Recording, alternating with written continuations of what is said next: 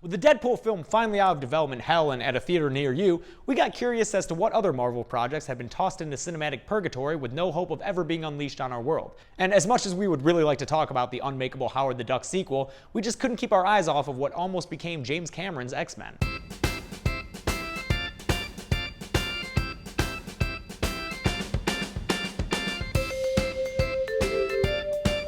Hey guys, welcome to Rejected Movie Ideas, where we make a living by dumpster diving through Hollywood's trash in hopes of finding a better X-Men film than that first Wolverine solo movie. A task easier said than done when you realize that as much as Fox seems hell-bent on giving us Marvel movies that barely resemble their source material, there was a time before our current comic book movie craze when Hollywood was even worse at developing a fun superhero movie. Case in point, a little script from 1991 that we found called Wolverine and the X-Men. Not to be confused with the short-lived but badass animated series of the same name, or the always fun comic book series, also of the same name. No, unfortunately for this script, it didn't have the luxury of being written by someone who knew anything about the characters or comics in general, or writing at all, really. But worry not, for that didn't stop Hollywood from paying screenwriter Gary Goldman to churn out a full-fledged movie script about characters he had probably never heard of before.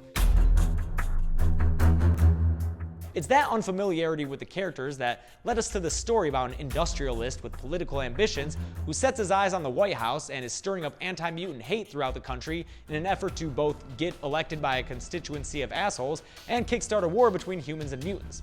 Might be a bad movie script, but strangely predictive of Donald Trump's presidential campaign.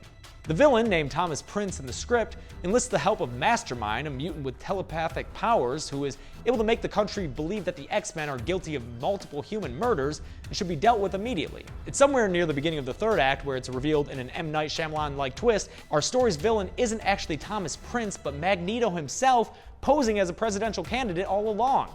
And if you're asking why none of the X-Men were able to recognize their most iconic enemy during most of the script, well, then you're asking a lot more questions about these characters than the writers ever did.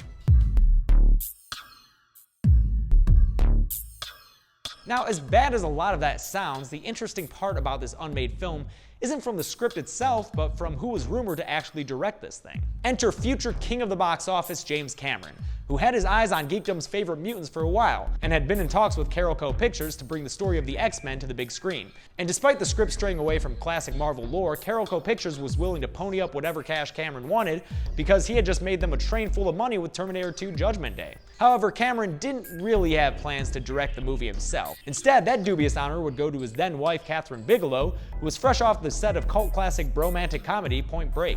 At this point, Carolco was so close to getting the project off the ground that legendary X-Men writer Chris Claremont was campaigning to put together this dream cast of mutants, which in this case consisted of Angela Bassett as Storm and Bob Hoskins as Wolverine. You know what, screw it. I'm done talking shit about this movie. Now that I think about it, I would have loved to have seen the director of Point Break make an X-Men movie starring an out-of-shape Bob Hoskins as Wolverine. Throw in maybe a confused Johnny Utah as Magneto, and baby, you got a stew going. Unfortunately for fans of unintentionally funny films, the X-Men project came to a screeching halt one day when, during a meeting between Carolco, Cameron, Claremont, and Stan Lee himself, the father of all things Marvel decided to plant a very dangerous seed in James Cameron's head by saying, "I hear you like Spider-Man." And like an easily amused pet with a brand new Chewie toy, Cameron dropped all interest he ever had in seeing a middle-aged British man play everyone's favorite Canadian mutant and turned his attention towards Marvel's most famous superhero. In the words of a befuddled Chris Claremont, "They start talking and talking and talking. About 20 minutes later, all the guys and I are looking at each other and we all know the X-Men deal is just evaporated. Catherine goes off and writes a screen treatment for X-Men that gets eaten alive by all the idiots who have a piece of Spider-Man because Marvel during its evolution has sold off the rights time and time again to Carolco, to Universal, to this, to that, to Fox. It was just a nightmare."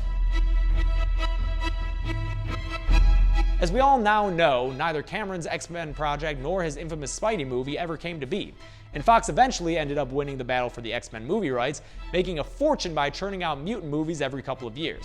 Some of them good, some of them bad, but you know, none of them as satisfying as imagining the film version of Mario squeezing into a Wolverine costume and growling at the camera for 2 hours. Hey everybody, thanks a lot for watching this week's episode. And if you want to know more about that infamous Spider-Man movie James Cameron was trying to put together, click right here. Make sure you subscribe to see more episodes on a weekly basis. And if you like me and think I'm handsome and like what my mouth hole is doing, you can check me out on Twitter at James A. Janice or on YouTube at Practical Folks. Thanks a lot guys, be good people.